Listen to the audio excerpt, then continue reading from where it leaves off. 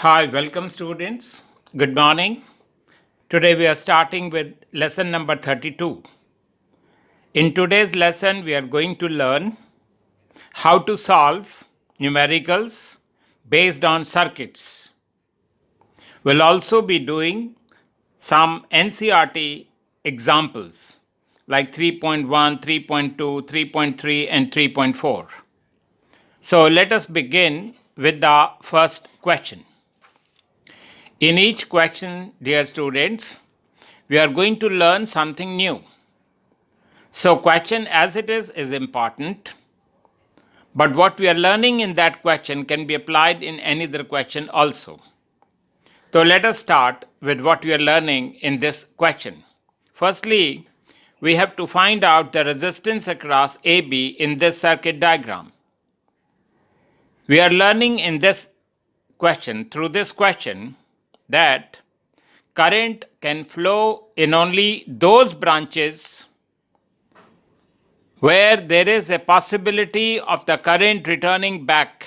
For example, if the current starts from A, goes like this, goes like this, goes like this, goes like this, arrives at C, is there any possibility of it returning back to B? There is none. So it goes like this, then there is no possibility. So we say that this is a loose end of a circuit, and loose ends of the circuit, no current shall flow in them, and therefore they can be considered as dead branches. Let us see further. If the current were to go like this, like this, like this, it can very well come like this. But then, if it goes this way, there is no alternative, there is no path for the current to go to the other side. So we say that the arm GC and the arm HD, ये दोनों resistors के अंदर से current flow नहीं कर सकता. So we call them as dead branches. So we forget about these two resistors. फिर क्या बचा? आप देखें ये 1 ohm, 1 ohm और 1 ohm. How are they connected? They are connected in series. Therefore, they will get added and इन तीनों की जगह एक resistance आ जाएगा whose value will be 3 ohm. Now, across EF, we have just one resistance whose value is across EF. Let me mark this point E and this is F. So when two resistors are connected in parallel, you see, what will be their equivalent resistance? We have learned that formula, product of the two divided by sum of the two. Therefore, the resistance of these two will be 3 by 4. We further draw 1 ohm as it is, 1 ohm as it is, and between E and F, now there is a new resistor, its value is 3 by 4. Clearly, how are these three resistors connected? Well, they are connected in series, therefore, the equivalent resistance will simply be the sum of them. May I again sum up what have we learnt in this? कि जो loose ends of the circuit हैं उनमें current flow नहीं कर सकता and therefore those loose ends should be treated like a dead branch. चलिए एक और क्वेश्चन करते हैं to strengthen what we have learned. इस क्वेश्चन में we want to find out the resistance across A and D. As you can see कि अगर current ऐसे आता है and it chooses to go this way, तो नेचुरली यहाँ के बाद where will it go? Nowhere. So ये ब्रांच बन गई डेड ब्रांच. इसी तरीके से ये ब्रांच भी बन जाएगी डेड ब्रांच. अब एक्सट्रीम पॉइंट्स क्या क्या हैं? ए एंड डी. बीच में हमने पॉइंट लिया E and H. I ask E और एच के बीच में ये ब्रांच कनेक्टेड है, दो रजिस्टर्स हैं 1 ohm ईच के. इसी तरीके से ई और एच के बीच में एक और ब्रांच है जिसमें 2 रजिस्टर्स हैं ऑफ वैल्यू 1 ओम ईच। तो हम समझ गए दैट बिटवीन ए ई एक 1 ओम है, ये भी 1 ओम है, और यहाँ पे एक ब्रांच, यहाँ पे दूसरी ब्रांच। ये दोनों resistors they are connected in series, इसलिए इनका रेजिस्टेंस विल बी 2 ओम। ये भी सीरीज में है, इसलिए इनका resistance will be 2 ohm. Let me draw the diagram again. A, E, H and D. ऊपर 2 ओम है, नीचे 2 ओम है। Students, we have learn the shortcut कि जब दो equal resistors of equal value होते हैं, then the answer is individual number divided by 2। तो 2 डिवाइडेड बाई 2 बिकम्स 1। तो इन दोनों की जगह एक रजिस्टर आ गया जिसकी वैल्यू 1 ओम है। सो वी अगेन रीड्रॉ, ये 1 ओम, फिर यहाँ भी 1 ओम, फिर यहाँ भी 1 ओम। तो यू कैन सी स्टूडेंट्स, ये सारे के सारे they are connected in series, इसलिए their resistance will be, equivalent resistance will be simply the sum of them.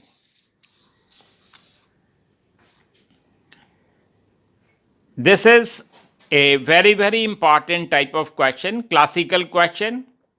It has come many number of times in the exam, and let us learn this question nicely. Let me tell you, इस question के अंदर symmetry ideas have been incorporated, have been used. हमें वो learn करना है कि किसी भी सिचुएशन में सिमेट्री को कैसे देखा जाता है। तो इस क्वेश्चन में ये है कि find the resistance across A and B, और ये जितने भी रजिस्टर्स हैं यहाँ पे सबकी वैल्यू क्या है, 1 ohm. To find out the resistance across any 2 points in any circuit, हम एक इमेजिनरी बैटरी कनेक्ट कर सकते हैं अक्रॉस ए एंड बी। मान लिया उसकी वोल्टेज है V and it is able to give out a current I। अब करंट को पॉइंट A से पॉइंट B पे पहुंचना है। सो लेट अस थिंक कि करंट किस तरीके से पॉइंट B पे जा सकता है।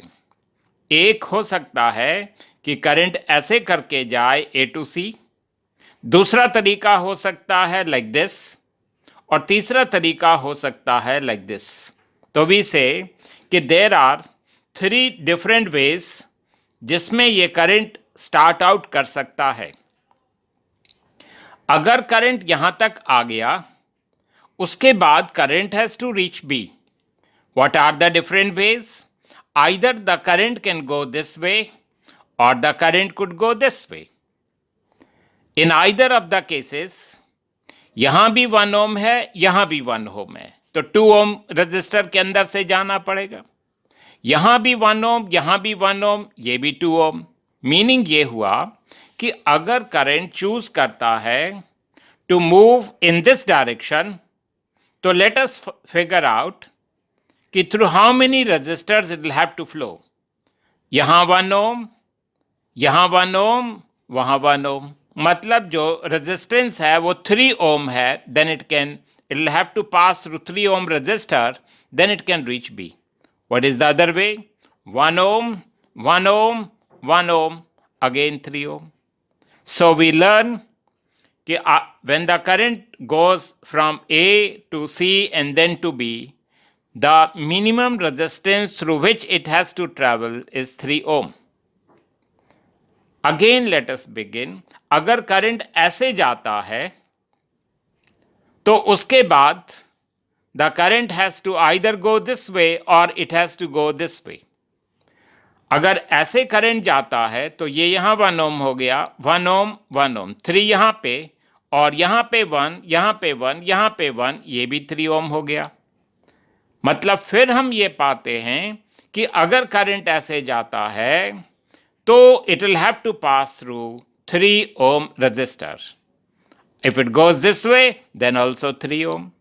पहले वाले केस में भी डिस्कस किया कि जो मिनिमम रेजिस्टेंस रिक्वायर्ड है to go from A to B is 3 ohm. इसमें भी हमने डिस्कस किया कि A to B जाने में 3 ओम का रेजिस्टेंस के थ्रू जाना पड़ेगा। What about if the current goes this way? If the current goes this way, after that it can either go this way or it can go this way. फिर से 1 ओम 1 ओम 1 ओम 3 ओम, और यहाँ पे भी 1 ओम 1 ohm and 1 Om 3 Om. Students, हमने ये infer किया कि करंट स्टार्ट आउट कर सकता है 3 डिफरेंट वेज में।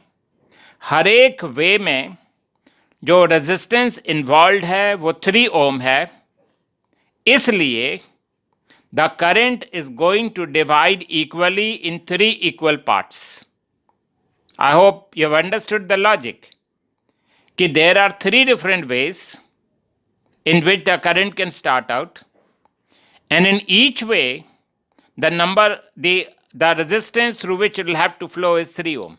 इसलिए करंट को डिवाइड होना होगा इक्वली इन 3 पार्ट्स। अब I/3 हो गया, I/3 हो गया, I/3 हो गया। I/3 करंट अगर यहां तक आता है, देन वी डिस्कस कि उसके बाद 2 अल्टरनेटिव हैं। यू विल से इसमें भी वही लॉजिक लगा दो, 2 ओम यहाँ पे है, 2 ओम यहाँ पे है, इसका मतलब जो करंट है वो फिर से इक्वली डिवाइड होगा I/6 I/6। यहाँ पे आ जाइए, जब करंट यहाँ तक आ गया तो उसके बाद ये 2 ओम यहाँ पे, 2 ओम यहाँ पे, तो फिर से इक्वल, तो ये फिर I/6 I/6। इसी तरीके से ये वाला I/3, once it has come till here, it could either go this way or it could go this way. You say कि ये दोनों पार्ट्स इक्वलेंट हैं, तो फिर से करंट डिवाइड हो जाएगा equally in 2 parts, I/6 I/6।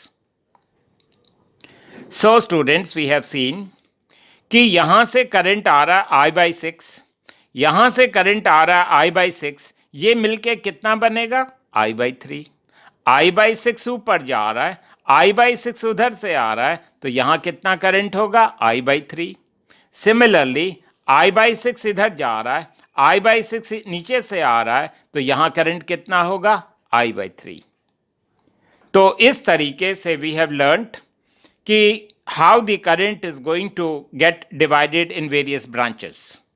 ये I/3, ये I/3, ये I/3 मिलके बन जाएगा टोटल करंट I।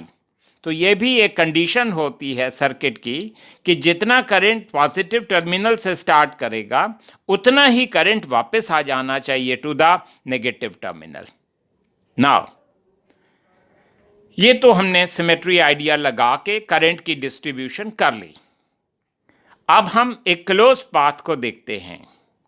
ये बैटरी कनेक्टेड है between A and B। A and B तक जाने के लिए we can consider AC one path, CD another and DB another। तो हमने ये लर्न किया है कि जो टोटल वोल्टेज होगी that will be equal to voltage across AC plus voltage across CD plus voltage across DB। लेकिन वोल्टेज होता क्या है? Current multiplied by resistance, current multiplied by resistance, current multiplied by resistance. अब हमने जो capital I था वो common ले लिया, उसको नीचे ले गए and we get 1/3 plus 1/6 plus 1/3। लेकिन ये V/I क्या हो सकता है? Total voltage upon total current should be interpreted as total resistance, and therefore the resistance across AB will be 1/3 plus 1/6 plus 1/3. So that's how we do. Kindly draw this diagram again in your notebook and on your own try to reason out why the currents flowing should be as we have discussed. So let's start with the next question. This question is also from your NCERT, and this problem is called as a ladder problem, and similar problem you had seen when we discussed electrostatics.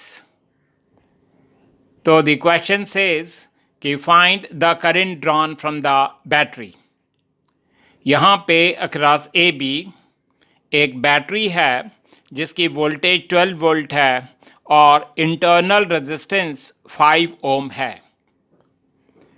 आप इसमें एक symmetry note करेंगे 1 1 1 1 1 1 1 1 1 1 1 1 1 1 1 like that, meaning ये जो basic element है इसमें basic element पहचानना होता है। बेसिक एलिमेंट है 1 1 1। ऐसा एक और एलिमेंट हो तो I can make this, I can make this and I can go till infinity. So we say कि this is the basic element and therefore let me call this point as C and D. Now, क्योंकि ये circuit is extending till infinity, then only we can follow the procedure that we are following. क्या procedure है? Let the resistance across AB be called X. तो जो resistance across CD होगा that will also be called X, क्योंकि infinite चीज़ों में से अगर एक दो एलिमेंट को विदहोल्ड भी कर लिया जाए तो उस सर्किट का जो रेजिस्टेंस है वो चेंज नहीं होता, वो X ही रहेगा। तो स्टूडेंट्स यही एक टेक्निकल पॉइंट है इसके अंदर कि अगर resistance across A B X है तो रेजिस्टेंस अक्रॉस सी डी भी क्या होगा? X। तो देखिए मैंने इस डायग्राम को फिर से बनाया। अक्रॉस सी डी हमने एक रेजिस्टेंस लगा दिया जिसकी वैल्यू कितनी है? X। नाउ वी आस्क कि ये 1 ओम और resistor X how are they connected? Clearly they are connected in parallel, इसलिए their answer will be product of the two divided by sum of the two. मतलब वो आ गया answer X divided by 1 plus X. Now redrawn the diagram. Across CD एक resistance आएगा जिसकी value है X divided by 1 plus X. तो इसका मीनिंग ये हुआ कि जो resistance across A B will be, आप देखें 1 ohm X divided by 1 plus X and again 1 ohm, मतलब they are connected in series, इसलिए resistance across A B will be 2 plus X divided by 1 plus X। लेकिन we already said कि resistance across A B is X, तो X is equal to 2 plus X divided by 1 plus X। Students ये एक quadratic equation बन जाएगी and naturally दो answers आएंगे X के, एक पॉजिटिव होगा और एक नेगेटिव होगा। आप जानते हैं नेगेटिव वैल्यू को रिजेक्ट कर देना है क्योंकि रेजिस्टेंस कभी भी नेगेटिव नहीं हो सकता। तो जो पॉजिटिव वैल्यू है उसको आप एक्सेप्ट कर लेना। मान लिया उसका आंसर क्या है? A। Again we go back. Across A B एक रेजिस्टेंस है जिसकी वैल्यू क्या थी? A। और यहाँ पे वो बैटरी लगी हुई है जिसका इंटरनल रेजिस्टेंस 5 ओम है। तो अब हमने सिंपली ओम्स लॉ लगाया and determined the value of current. Current will be V divided by R, total voltage 12 है, divided by total resistance will be, जो आंसर आपका यहाँ आ गया था, +5। So that's how we determine कि how much current would flow. इसमें जो टेक्निकल बात है वो सिर्फ ये है कि अगर resistance across A B X है तो रेजिस्टेंस अक्रॉस सी डी भी X होगा क्योंकि the circuit is extending till infinity. चलिए एक और क्वेश्चन करते हैं।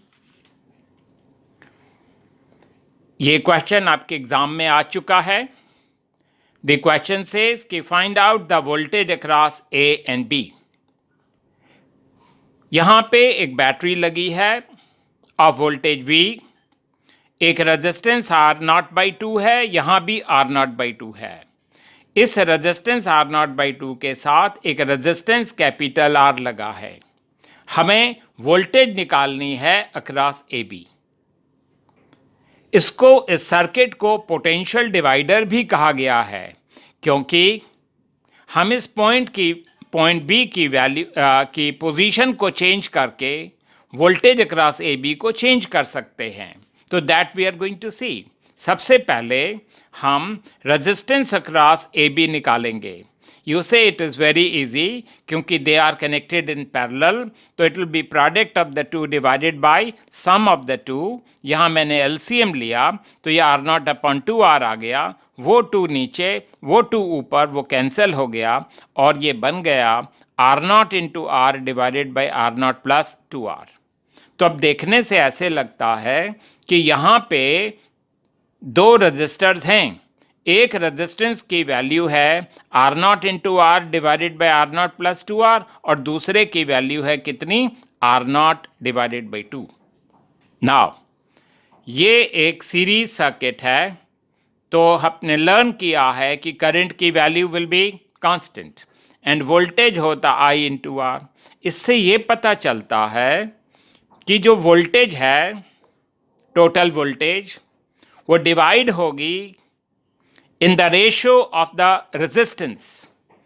तो जो सबसे पहले हमने स्टेप लेना है वो है to write the ratio of the resistance.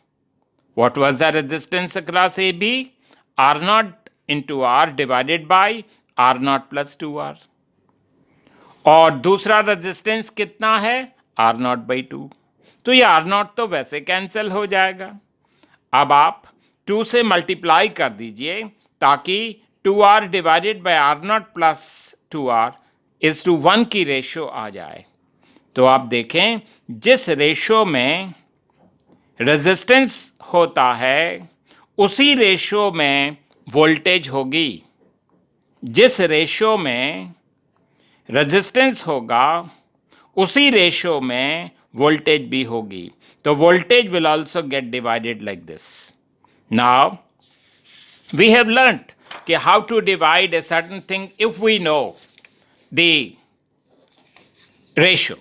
अब जैसे मान लिया कि रेशियो क्या थी, 2r divided by R not plus 2r is to 1, तो वोल्टेज अक्रॉस ए बी क्या होगी, individual ratio 2r divided by r naught plus 2r divided by sum of the two ratios, that is 2r divided by r naught plus 2r plus 1 multiplied by the total voltage.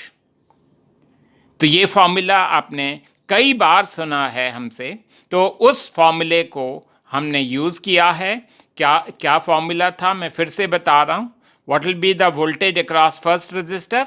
It would be individual ratio divided by the sum of the two ratios multiplied by total voltage.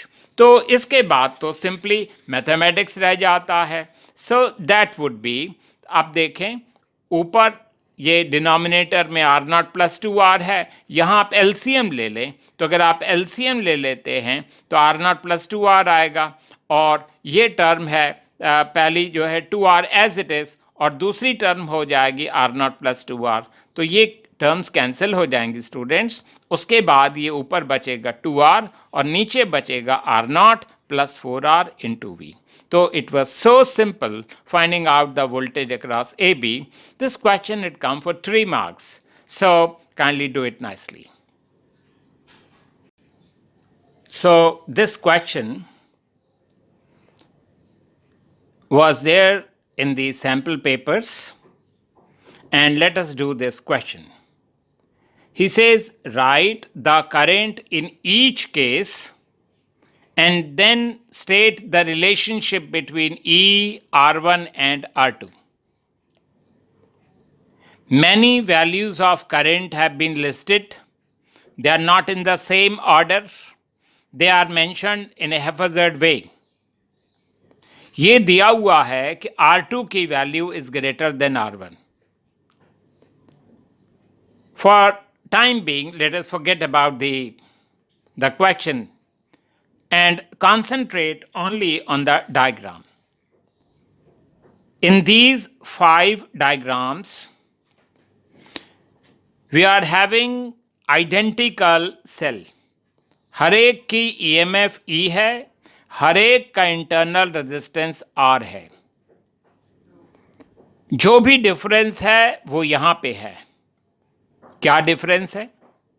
पहले case में simply एक wire connected है, second case में एक resistance R1 है, फिर R2 है, फिर यहाँ पे सीरीज में R1 R2 हैं, और यहाँ पे पैरेलल में हैं R1 R2। तो स्टूडेंट्स हमें लॉजिक लगानी है टू डिटरमिन कि कौन सा करंट किस केस को करस्पॉन्ड करेगा। तो we must think like this कि जो करंट है that is related with the resistance. जितना कम रेजिस्टेंस होगा उतना ही ज़्यादा करंट फ्लो करना चाहिए। इन 5 केसेस को जब हम स्टडी करते हैं तो यहाँ पे वी फाइंड, देखिए ये आर तो सब जगह है, तो let's not talk about it. यहाँ पे हम रेजिस्टेंस कंपेयर करते हैं तो वी फाइंड कि पहले केस में रेजिस्टेंस की वैल्यू 0 है यहाँ पे, इसलिए यहाँ पे फर्स्ट केस में मैक्सिमम करंट फ्लो करना चाहिए। तो आउट ऑफ दिस लिस्ट जो मैक्सिमम करंट है वो कितना है? 4.2। अब हमें ये करंट कैंसिल कर देना चाहिए, थिंकिंग कि it is no longer required. Now we have 1, 2, 3 and 4 cases. अब हम देखते हैं कि we have to go back in theory कि जब हम रजिस्टर्स को पैरेलल में लगाते हैं तो उनका जो रेजिस्टेंस है becomes even smaller than the smallest value of the resistance that is connected there। मतलब ये है सिंपल वे में कि जब रेजिस्टर्स को पैरेलल में लगाते हैं तो रेजिस्टेंस बहुत ज़्यादा कम हो जाता है एंड देयरफॉर करंट की value out of the 4 values सबसे ज़्यादा होनी चाहिए। तो सबसे ज़्यादा वैल्यू जो बचती है वो 1.4 बचती है। तो now we are through with these two. Now when we look at these two we say कि they are connected in series, इसलिए रेजिस्टेंस की वैल्यू मैक्सिमम होगी। अगर रेजिस्टेंस की वैल्यू मैक्सिमम है तो करंट की वैल्यू शुड बी मिनिमम, और जो मिनिमम वैल्यू है इन तीनों में से वो 0.42 है। So that's how we figure out कि किस केस में कितना रेजिस्टेंस होगा, कितना करंट फ्लो करेगा। So we are left with only these 2 values, meaning यहाँ पे R1 है, यहाँ पे R2 है, लेकिन ये कहा है कि R2 is greater than R1। अगर यहाँ करंट रेजिस्टेंस ज़्यादा है तो यहाँ पे करंट की वैल्यू कम होनी चाहिए। तो इन दोनों वैल्यूज़ में से कम करंट कौन सा है? 0.6। तो ये भी हो गया। अब एक ही बचा 1.05। तो this is the logic that we use to write the value of current in various cases. अब हमने ओम्स लॉ लगाना है and we have to write the values of the current. तो करंट होता है voltage divided by R, E divided by R, so that is 4.2। तो ई की value आ गई 4.2 इंटू आर। यही काम हमने यहाँ भी करना है सेकंड केस में। तो it is E divided by small R plus R1 is 1.05। तो ई की वैल्यू लगाएं 4.2 इंटू आर यहाँ, एंड ये जो 4.2 है और 1.05 है they are related to each other, ये 4 टाइम्स हो जाता है। तो 4R divided by small R plus R1, तो ये उधर चला गया और यहाँ से R1 की वैल्यू आ गई 3R। अब स्टूडेंट थर्ड केस में आ जाइए। थर्ड केस में जो करंट है वो कितना है? 0.6, और it is E divided by total resistance small r plus R2, और E की वैल्यू वही 4.2R लिख दिया। तो 4.2 और 0.6 दे आर रिलेटेड एंड ये 7 से चला जाएगा, तो ये 7R will be equal to small r plus R2, R2 की वैल्यू विल बी 6R। अब इस केस में आ जाइए। इस केस में करंट की वैल्यू कितनी थी? 0.42, और करंट क्या होता? Voltage divided by total resistance small r plus R1 plus R2। तो R1 और R2 की वैल्यूज यहाँ से सब्स्टिट्यूट कर दीजिए। आप नोट करेंगे कि वैल्यू सब्स्टिट्यूट करने के बाद ये स्मॉल r नीचे और ऊपर कैंसिल हो जाएगा।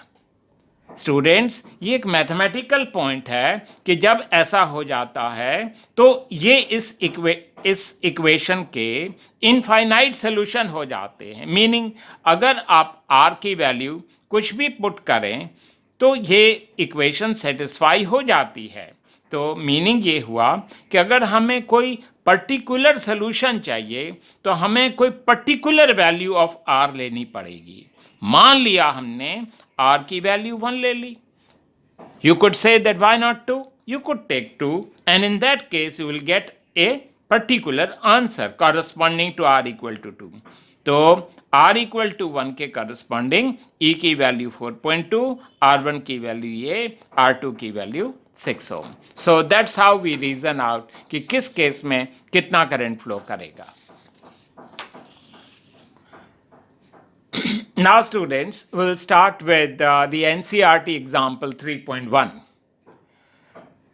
इसमें थोड़ी बहुत केमिस्ट्री भी लग रही है, तो late me read and at the same time record कि जो वेरिएबल दिए हैं उनको मैं लिखता भी जाऊंगा। See he says estimate the average drift speed of conduction electrons in a copper wire of cross sectional area. तो जो क्रॉस सेक्शनल एरिया है वो मैंने लिख लिया, carrying a current of 1.5 ampere. Then he says assume that each copper atom contributes roughly 1 conduction electron। मतलब I can say कि पर एटम एक इलेक्ट्रॉन मिलता है। डेंसिटी ऑफ कॉपर भी लिखी हुई है, देखिए ये है kg पर मीटर क्यूब में, तो मैंने उसको कन्वर्ट कर दिया इन टर्म्स ऑफ ग्राम पर metre cube.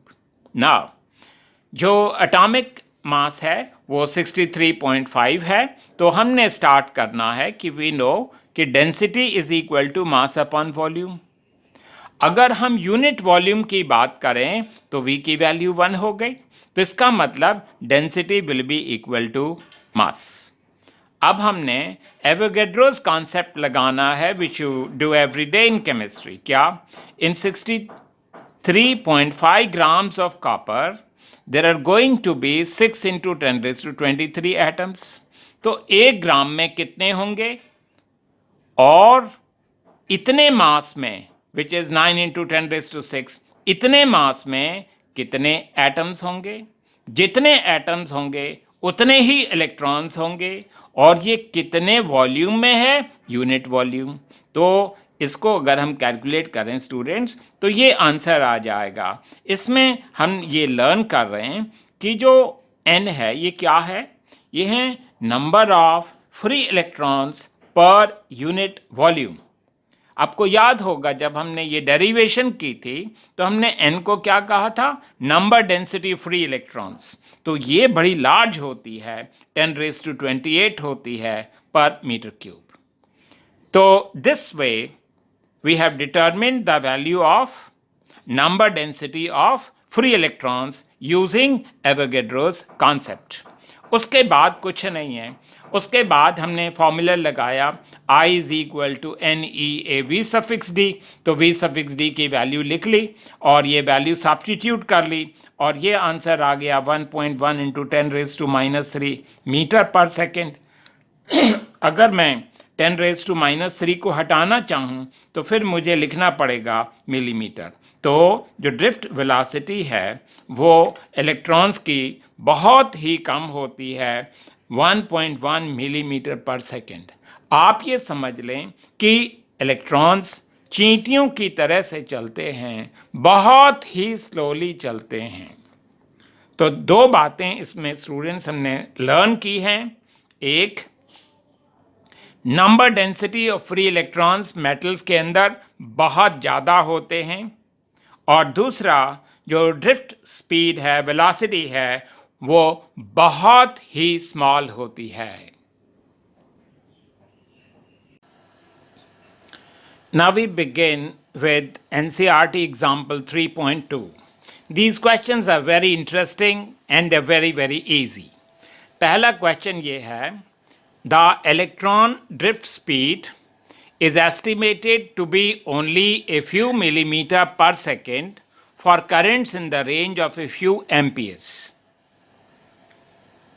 How then is current established almost the instant a circuit is closed? See, for the current to flow, electrons have not to start from one terminal, go to the other, and then only current will be established. Current is established instantaneously, immediately, at the same instant the circuit is closed. Reason है कि the electrical field is established immediately. So why is the current established immediately? Because the electrical field is established instantly, immediately. Electrical field is established immediately, instantly. Number 2, B part. The electron drift speed arises due to the force experienced by the electrons in the electrical field inside the conductor. But then force should cause acceleration. Why then do the electrons acquire a steady average speed? Students, हमने learn किया था when we were learning the concept of resistance कि किसी भी conductor के अंदर बहुत सारे पॉजिटिवली चार्ज इमोबाइल आयंस होते हैं, तो इन इलेक्ट्रॉन्स पे इलेक्ट्रिकल फील्ड की वजह से फोर्स लगता है, एंड नो डाउट ये जो इलेक्ट्रॉन्स हैं इन पे फोर्स लगने की वजह से दे गेट एक्सेलरेटेड और इनकी स्पीड भी बढ़ जाती है. बट रिमेंबर, ये जो फास्ट मूविंग इलेक्ट्रॉन्स हैं they frequently collide with the ions of the conductor. उस प्रोसेस में they lose their speed, and as a result of that जो ओवरऑल इफेक्ट है वो ये है कि जो इलेक्ट्रॉन्स हैं वो ड्रिफ्ट करने लगते हैं from one end to the other with a small speed. So what is our answer?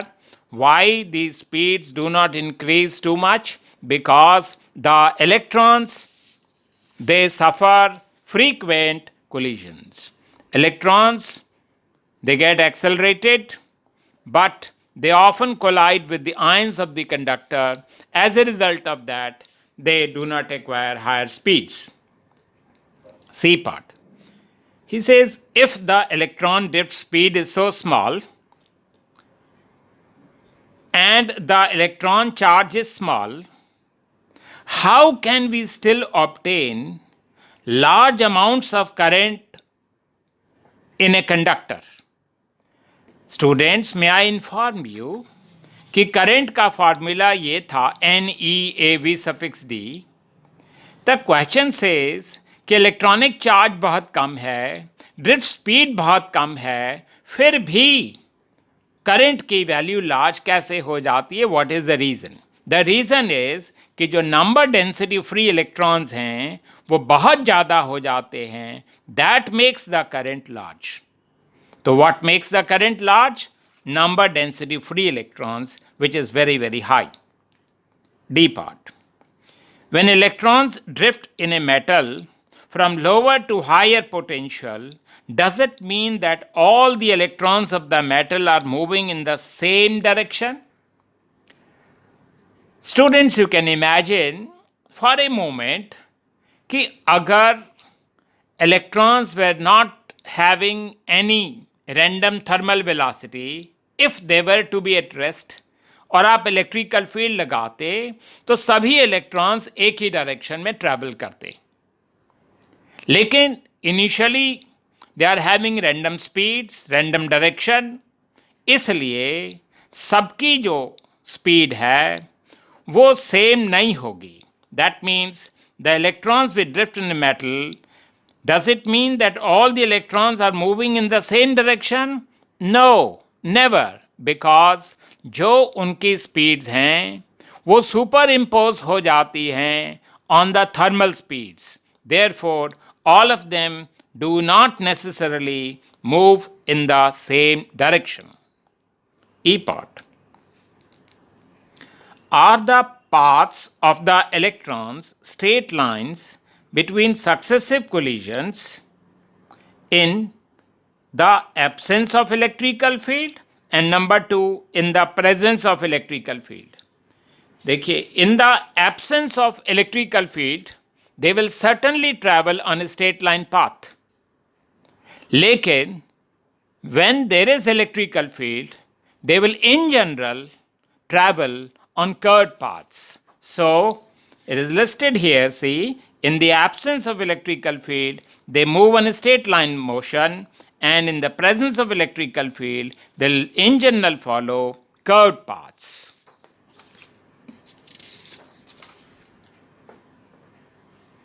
Now let us begin with example number 3.3.